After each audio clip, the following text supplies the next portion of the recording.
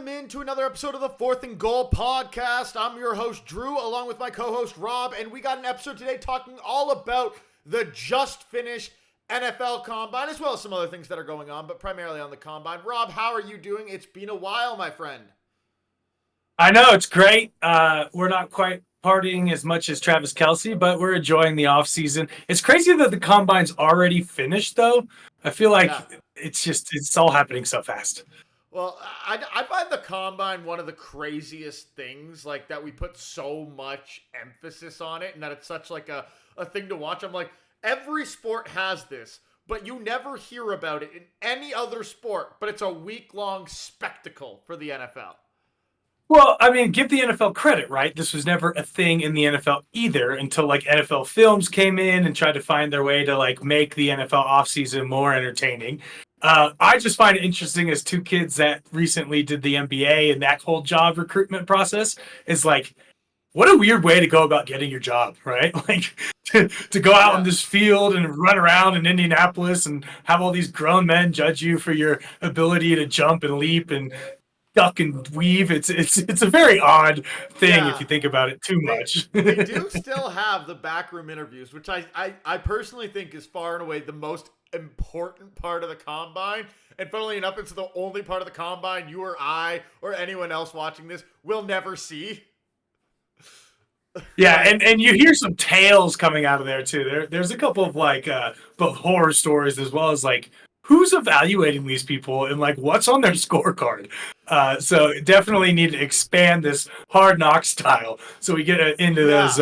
Maybe not even Hard Knock style, maybe more Making a Murderer style. But get into those interview rooms. Let's get into the interrogation. This is what we want. We want in the interview rooms. We want full access, damn it. Yeah, come on, National Football League. We don't ask much. Oh, man. But, like, the crazy thing, you're telling some of the stories. Like, the one that sticks with me, and I know this isn't a real story, but, like, this was a massive part. Have you seen, like, the movie Draft Day? Yes. So that was, like, a massive storyline in it. So it was that the Cleveland Browns, who that movie's about, they always put $100 bill on the last page of the playbook before the Combine interview to gauge like how much people like went through it. I'm like, and like I've heard some stories and I honestly can't think of them right now, but like people do some fucking wild, crazy shit to try to like test guys out. Well, I can think of two, but they're on both sides of the coin. One was when like the Miami Dolphins were looking to draft. I forget who it was. It's probably not too important, but they were like trying to ask around whether or not his mother was like a working lady, you know, like a woman of the night, an escort. And it was just like, whoa, it like came out. He ended up getting fired, I think. But it was like, whoa, that's not necessarily the right way to go about like character assessing somebody. And then when recently in the new Netflix documentary on Johnny Manziel, Johnny Football, where it was like he was way too hungover, he had to leave the Combine early, and then they asked him about his tablet, and it's like, have you reviewed any film? And it's like, it's on 0.00 minutes/seconds watched. Like he's just like nobody's submarine themselves harder than Johnny Football tried to do. And lo and behold, your Cleveland Browns, as per not your Cleveland Browns, but the aforementioned Cleveland Browns ended up picking up in the first round, obviously. So go Combine. This is a fun time of the season. A lot of kind of like introspection, a lot of wondering if Kenny Pickett's the future, these kind of things. Kenny Pickett is not the future yet. The recent story I do remember, and this is from that quarterback documentary on Netflix, was the Patrick Mahomes one where like the scout just really wanted Patrick Mahomes. So he like secretly gave Patrick Mahomes all the questions that Andy Reid was going to ask in the interview just so Mahomes could ace the interview. And Andy Reid's like, wow, I really want to draft this guy now. Yeah, he really like incepted both of them on that side. You gotta like it. That's like a good scout. That's a man who knows how to self-preservation there. Yeah, and that is a man who's like, who knows? Like, I can do that maybe once a year, once every couple of years. I gotta like pick my guy and be like, that's the guy I'm gonna push. Like, that's your all in. That's your poker. Just like, I got Cowboys or I got pocket deuces or aces or whatever it might be, and you're just like, Right. let's go, Pre-flop, you're just all in. Yeah. Exactly. I did that in my keeper fantasy basketball this year for Wembayama. So, okay. sometimes you just got to sell out for the phenoms. Sell out for the phenoms. Absolutely. You got to start the rebuild early. But yeah, exactly. Some news on the combine. To stay with the combine, we have a new 40-yard dash record holder. Xavier Worthy goes 4.21 seconds in the 40-yard dash, beating John Ross's previous record of 4.22. What are your thoughts on all this? This is cool. It's like, this reminds me of just like when you were young in middle school or even younger or older, where it was like, go race. Right? Let's just go out in the grass and go race somebody on the team, go race some stranger. And like, it just brings me back to the elementary school days of just racing, right? And so 4.21, we are 0.001 seconds away from being very nice. And so these guys are super fast. They're amazingly athletic. It's kind of like the 100-meter dash and the mile time. It's like, where does it end? Like, we're just trimming off. People are faster and faster and more beast mode. And it has to end at some point, right? The thing that shocks me, and here's a stat for you that just might make you like your jaw drop. That this is just, to me, this is unbelievable when I think about it. So Tyreek Hill is like a world-class quality sprinter. His 40 dash was 4.29, which means the difference from Tyreek Hill to Xavier Worthy is larger than the difference from 6'5", 235-pound Calvin Johnson to Tyreek Hill, because Calvin Johnson did 4.35.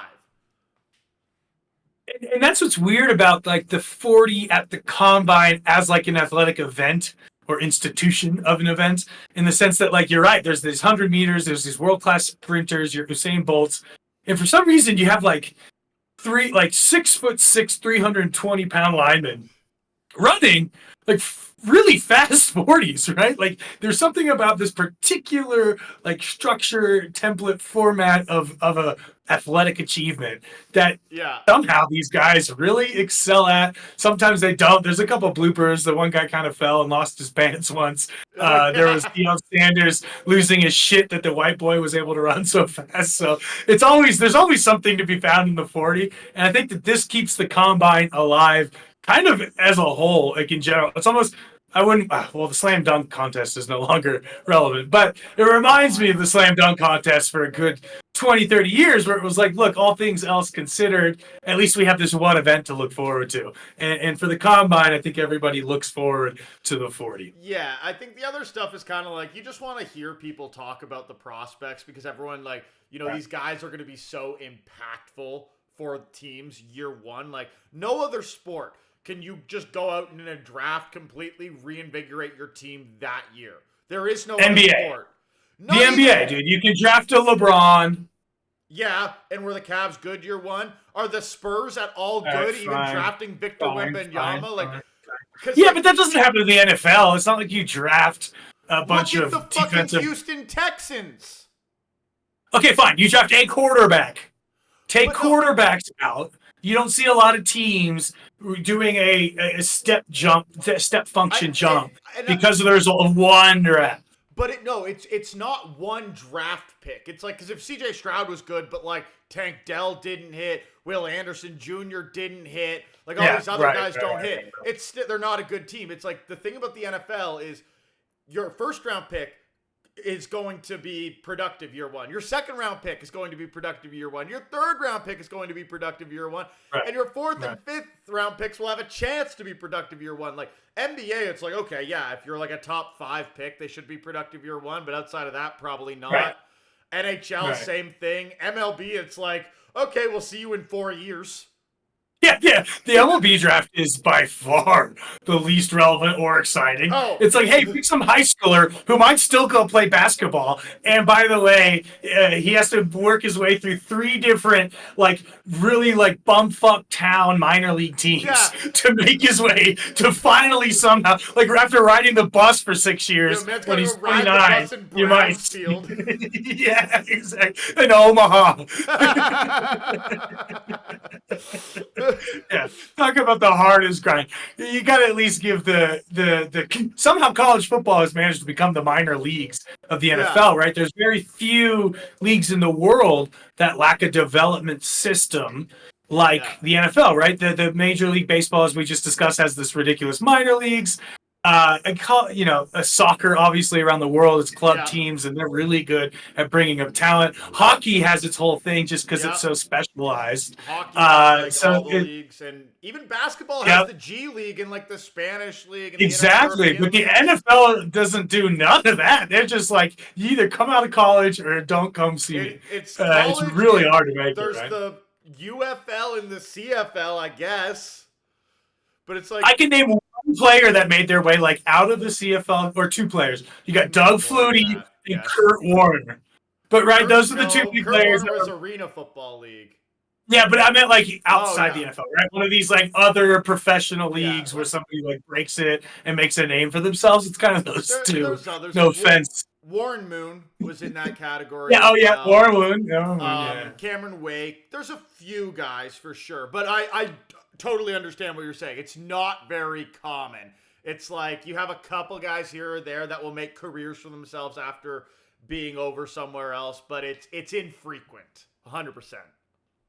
Yeah, I still think the weirdest one is hockey. Just the entire structure in like grooming, and actually Malcolm Gladwell wrote a piece on this in Outliers. I'm going even. It's really good about like how the structure of like Canadian hockey works, but I go even beyond that as like, why are there so many bizarre characters in hockey? Like, what is it about professional hockey players that takes like high school history teachers, gives them a little bit of like LSD and makes them incredible athletes, and then puts them out there to go talk to the media and like do whatever hockey players do all day? And dude, hockey's a weird breed. I'm Canadian. I played hockey my whole life, like, and so I know like the hockey system as well as any system, and it's like, yeah, it's fucking weird, man. And it's like, it's the only sport where like, because every other sport, it's like, okay, you play for your high school team, and then and sometimes if you're really good, you might be like get a scholarship to go to like a private high school, and they'll board you, whatever, it's nearby, yada, yada, yada. But like junior hockey in Canada, at 16 years old, they just pick you up and draft you, and they draft international people. There's fucking a 16-year-old from Finland living in fucking Oshawa, Ontario. Of course there is. Like I said, hockey, man. There's not enough research on this. Everyone just takes it as a given, and I want to know why. I have so many questions. Well, you know what? But anyways, we digress a little bit from our NFL. It's a hockey podcast now. We're changing it up. But let me ask you this, bringing it back to the combine. I think we've discussed sort of the heart and soul being the 40. Great to see the young kid Xavier Worthy beating the record. But we also have sort of this opt-out generation, right? These Gen Z kids with their NIL deals making millions coming out of college and kind of telling these scouts to go fuck themselves. I don't need you as much as you need me. Yeah. This is a bit of a new phenomenon. What do you think about the opt-out generation of NFL stars? It's not totally a new phenomenon. It's almost like a revitalized one. So like I literally like was doing research and just filmed a video on this. And so have you heard of a guy named Mike Mamula? Not particularly. Okay, so I'm going to say the story here. Should I?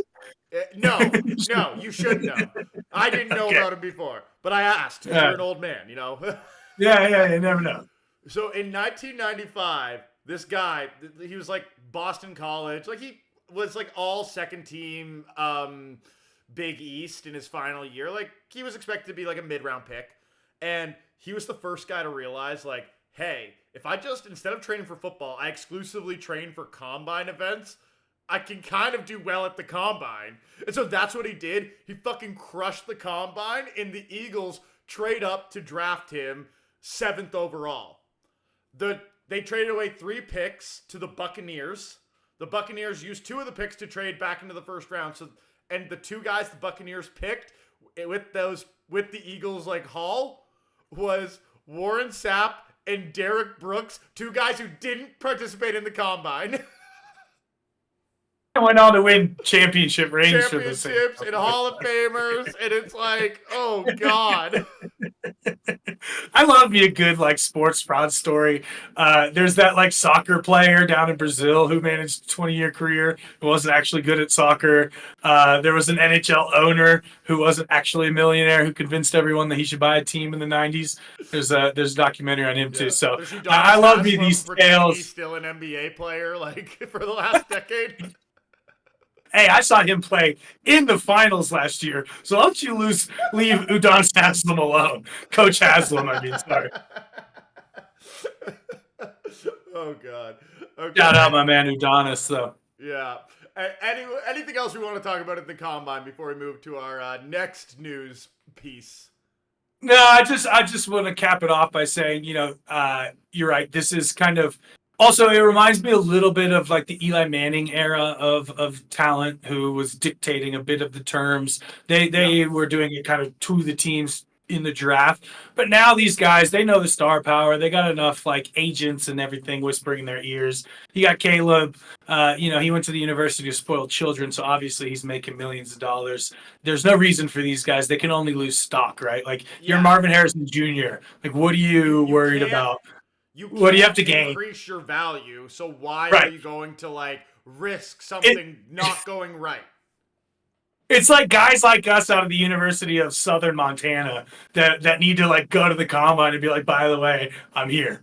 By the way, I'm actually decently athletic, just didn't have the coaching or exactly. Spotlight. Or the exposure. I'm playing against Carnegie Mellon. Exactly. So let's so we can move on. Yeah, next piece of news. The NFL salary cap came in since our last episode. It's been a week or so, but came in at $255.4 million, well over the projected $244.5. So that's about what is that? $12.9 million over expectations per team. And so my question is, what do you think about this new salary cap? And are we going to get like a 2016 NBA-esque free agency where just teams are like, Bismack Biyombo, $18 million a year for 4 years. How dare you not lead with Joe Johnson and the winner of that offseason in the contract he signed there for something like $180 million. It was like $220. I don't even remember how large the Joe Johnson contract was. There was the what was the other? Chandler Parsons, like 5 years over $100 million. One season before Dame Lillard drains the game-winning, season-winning bucket, series-winning bucket over him in the playoffs. No, I mean, is this the Taylor Swift effect? Nobody knows. What we do know is that, love him or hate him, Roger Goodell is really good at making money for his owners. And so in that respect, this is just a reflection of the cash machine that is the National Football League. The result is our boys are out there getting paid, hopefully more and more. I don't think we see quite the same level of free agents, like ridiculous deal making that we saw the NBA that year, simply because I think the NBA is more like people feel like one or two players can shift a destiny more, or maybe you're one or two pieces out, and so therefore there's a little bit more like risk taking on some of those fringe talents, or maybe overcompensating for what you don't have in your roster. I do think people are going to get paid more. We're going to get to the franchise tag in a little bit. But I think what it does is it just means that your average player is going to be getting more money, is the way I hope this breaks out. Sure. And I feel like it may, just because that star power NBA contract type of free agency, I don't think really exists as much in the NFL. In the same way that like trades are less spectacular in the NFL outside like the CMC trade recently. Yeah, because in the NBA, at the end of the day, it's like what you pay. Like you only really ever pay like a couple guys at a time. It's like you pay like 3-4. You pay like 3 guys a good amount of money, a couple of more guys a decent amount of money. Everyone else on a rookie scale or a league minimum. So it's like when you have all this money flowing in, you're just like, shit, what do I do? Take it, take it. Oh God, I was trying to give another name. Who's the? I'm not even gonna try. There's a few there though that were just like, oh God. Yeah. We don't want to get into that. That's what we could do a whole podcast just on that free agency. we really could. Okay, but I think what you're gonna see though, my personal think, is because a lot of players will be asking for more money because of a bigger piece of the pie. I think what you might see is a lot more teams want to end up triggering the franchise tag because that fixes the cost at now what seems like a much more friendly deal with the new salary cap.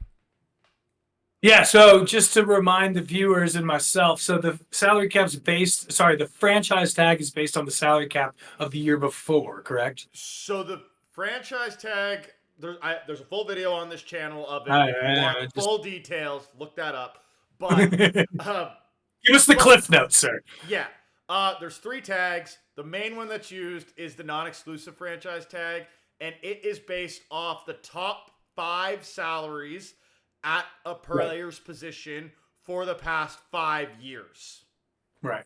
And that's how it operates. So and that's the one that like Le'Veon Bell avoided on the Steelers, right? This is the one that caused Jonathan Taylor.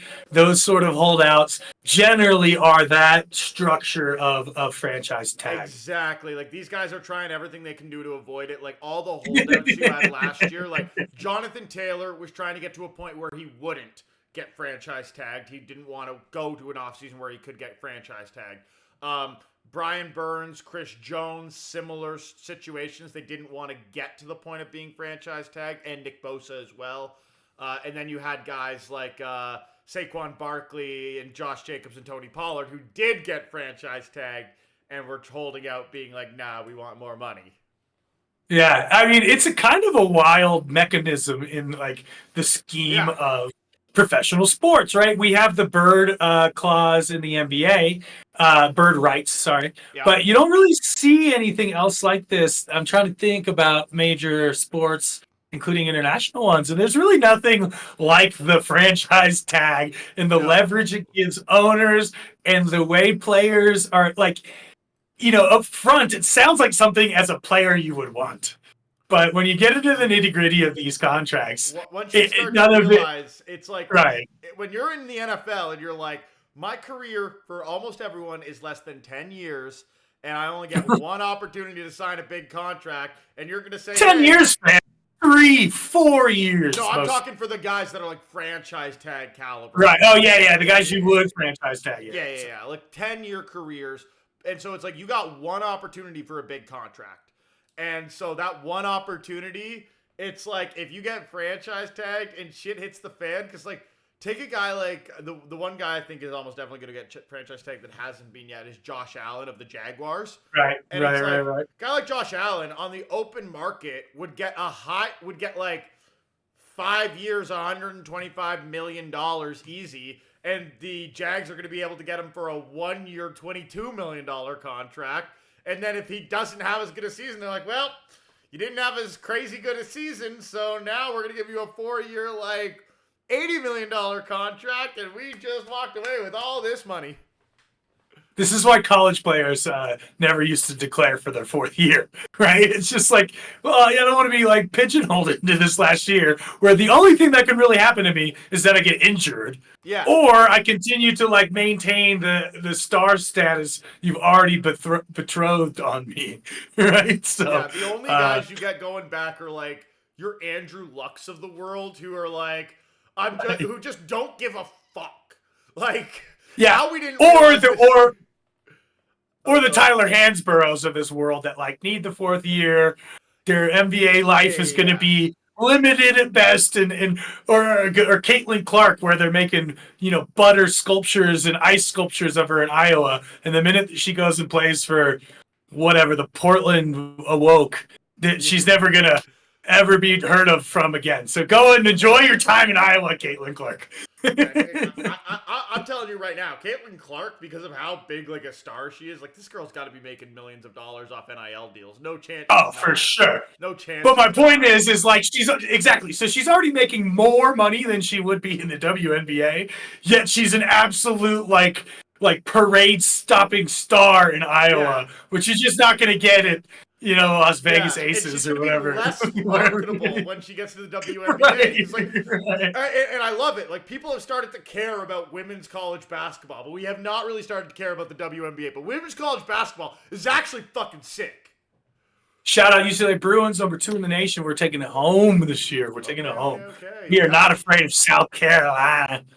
Yeah, you still got to beat Caitlin Clark, though. Caitlin Clark can beat anyone. Yeah, dude. She's special. She's special. She's unreal. Next to go up against Steph Curry in the 3-point contest. Damn straight. Which, by the way, that I actually really enjoyed that, and I also enjoyed that.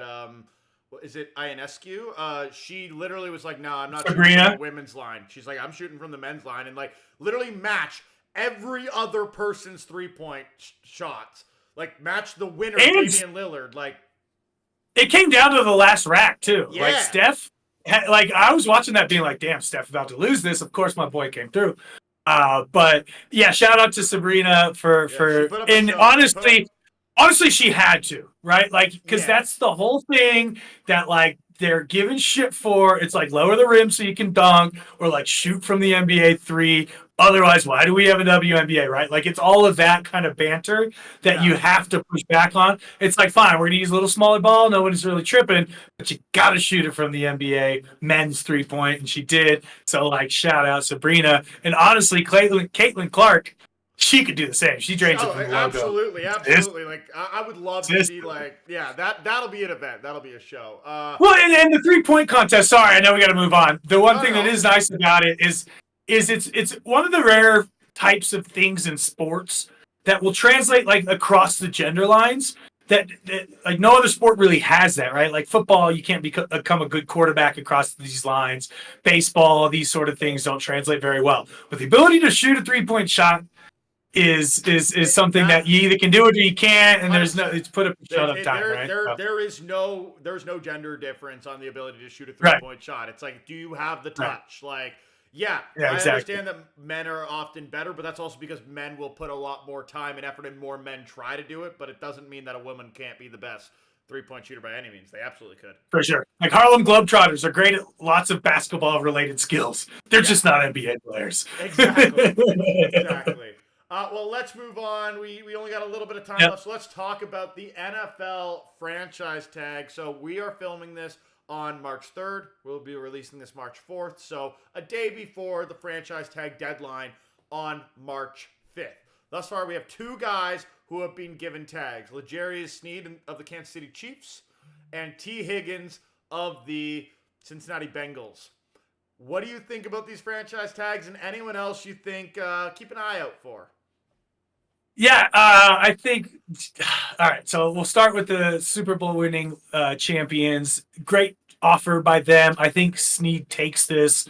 It's good money. Where else do you want to go? It's a great fit, right? Like, I don't see why you wouldn't just stick with the championship winning team and ride it out and make your money. Like, what are you going to protest for? So I think that's a great fit for them. Higgins, on the other hand, I also think he should take it for different reasons, in the fact that I don't think the Bengals really need him, right? They have Jamar Chase there. They even have Irwin, the young kid from Stanford, Tyler Boyd. There's a lot of good talent in that wide receiver position for Cincinnati. I think they're doing this because this is a good deal for a solid wide receiver that they can kind of, flesh out, give Burrow a year to get healthy, keep that whole unit together. And I don't think Higgins gets what I think he might think he can get on the open market, if that makes sense. Yeah, I understand. I think Higgins does get paid on the open market, especially with how much the cap has gone up. But like, he doesn't really. You don't. Oh maybe. Yeah. Once you get hit with the franchise tag, it's like, okay, yeah, technically you could go sign somewhere else, but your team has the ability to match, and the team that signs you would have to pay 2 first-round picks. And I'm sorry, ain't nobody paying 2 first-round picks for the right to sign L'Jarius Sneed or T. Higgins at an above-market rate. Not happening. No. So like, these guys are locked in. Though I have heard the Chiefs are considering tagging and trading Sneed. Like, I don't think the Bengals are talking about trading. I think the Bengals will just say, no, we'll take 1 more year of Sneed. Yeah. The Chiefs just got to figure out if. Oh yes, Higgins. Sorry. The Chiefs just got to figure out if they're going to. If they're going to try to sign them long term or not. Like, God. Well, I mean, the Chiefs have kind of entered Pat's like 08, 09 territory, where it's like, we're just going to, like when they released Seymour early and sent him over to the Raiders. Pat's where it's Brady's like 08, 09 territory. Yeah, sorry. What I just meant to say is that like they're just letting players go. Like you either stick with the team and you're on board and this is what we do, or we sign and trade you and get rid of you a year early when there's still value and we keep this thing together. And so like the Chiefs have entered that territory of like the Yeah. Pats like franchise that kind of time of their existence where it's like, look, we're plug and play at this point. Like we got the recipe. You're either in or you're out. Here's the money. If you don't take it, we're just gonna go draft some fourth rounder or sign some free agent and put him in and go win fucking championships. Like Tyreek Hill, how you doing on Miami? Yeah, it's like Tyreek Hill. You're a great player in Miami, but we did not need you. We've won 2 Super Bowls in the 2 years you've been gone. Right. So, that's kind of where I'm thinking with that. Yeah, and there's a bunch of guys that I think will get tagged. I have a list. Josh here. Allen, who you mentioned Josh from Allen, the Jaguars, I think is the most like. probably the clearest. No way in hell Josh Allen is not going to be a Jaguar next season. There's no way they're letting him walk. That's the other one I put. Yeah, dunk. That's my biggest slam dunk. My other slam dunk next to that is Antoine Winfield Jr. Yeah, I just think that he's kind of the core of that defense. He was there for the championship. You got the new Baker thing. You guys like surprised in the playoffs. That seems like a lock to me as well.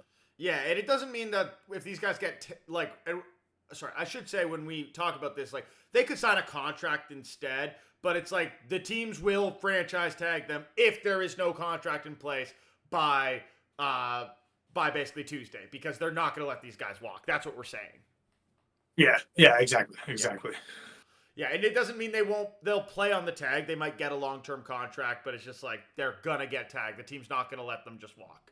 A few others, like, God, I think the most interesting one to me, there's 2 really interesting ones, and that's Justin Madubuike and Christian Wilkins. Because Madubuike is for the Ravens. They obviously had the franchise tag saga last year. He was a beast, too, towards the end of the year. And they had the franchise tag saga with Lamar Jackson last year. And so I wonder, like, do they do that again with Madubuike, or do they just say, nah, the reason we're good was, like, just the depth of our defense, not just Madubuike. Like, we don't want to pay him this money. And Christian Wilkins is like, they want to keep him in Miami, but I'm like, how do you keep him when next year you got to pay Waddle and pay Tua? I see Madubuike staying way more than I see Christian Wilkins staying. Interesting. I'm the opposite. Oh, really? Okay. Yeah. I just think that the Ravens are another one of the, and you know me, I hate the Ravens, but yeah. I just think that they had something special this year. They have a lot of young guys, a lot of talent there. And so if they offer the franchise, I think he takes it and they stay. And I think they have the cap to do it, especially with the new, I don't know 100%, but with the increase in the cap, like they're not flush or they're not like pressed. Yeah, and it makes it a lot easier where does he want to go? This is one of those places. It's like linebackers in Pittsburgh. It's like if you're a D lineman in or outside linebacker in Baltimore, you put up numbers that like you go and wander, like meander away on a full contract on the Arizona Cardinals or something. Like you pick your poison with that one. No, absolutely. Funnily enough, like I think Arizona is a very real possibility for it. Very real possibility. So yeah, I 100% agree, but it's one of those things. It's like you got to ask yourself, if you're Madubuike, it's like one of the hardest decisions you have to make. It's like, do I sign with a team that could win a championship in Baltimore and lose out on probably millions of dollars a year to be able to make this work? Or do I go say, fuck it, I'm going to go to the Cardinals, I'm going to get fucking paid, and heck, maybe they figure it out and I'm still able to win there. I don't know. I'm there. Yeah, I watched the quick episode of the JJ Redick's new podcast. There's so many of them now, it's hard to keep track. But he was having this conversation with like, I don't know, it was Gilbert Arenas or somebody, and he was like, would you rather have a ring or $10 million? And every single one of the NBA players they were talking to was like, give me the 10 mil.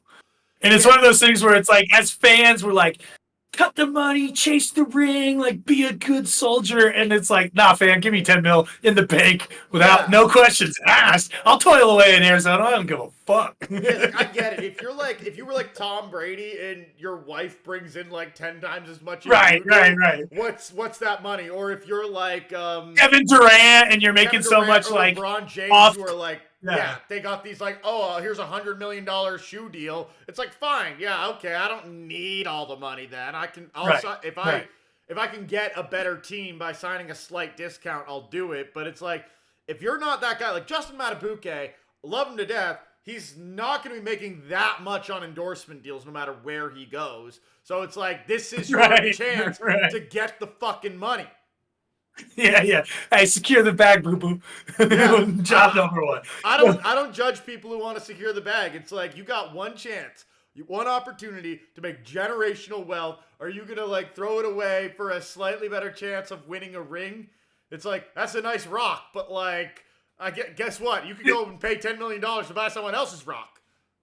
This is why Rory McIlroy looks like such a little, you know what? Because he's out there being like loyal to the PGA, and everyone else is going out there making hundreds of millions in Saudi, and then they merge and become the same thing anyways. And now you're sitting there like loyal to the old cause and $100 million less rich than John Rahm is playing next to you on the PGA. PGA did him dirty. PGA did him dirty. Oh, dude, so dirty. But again, another podcast for another day. Either way, I think that's basically everything we wanted to go through in this episode. Obviously, not a ton to talk about right now. We're in the off season. We're in the doldrums. In our future weeks, we'll be back. We'll be doing some free agent previews, recaps, obviously some stuff on the draft, and then we have some plans for the off season. So don't go anywhere. We'll still be around. Anything else you want to say before we sign out there, Rob? No, that's it. Like we said, stay tuned. We're going to be coming out with you with great content either way. The off season is still a season. It's just not with any live football. So stick with us, folks. Looking forward to talking up until the next kickoff. We love football. Let's go. Perfect. Sounds good. We'll see you all next week. Peace.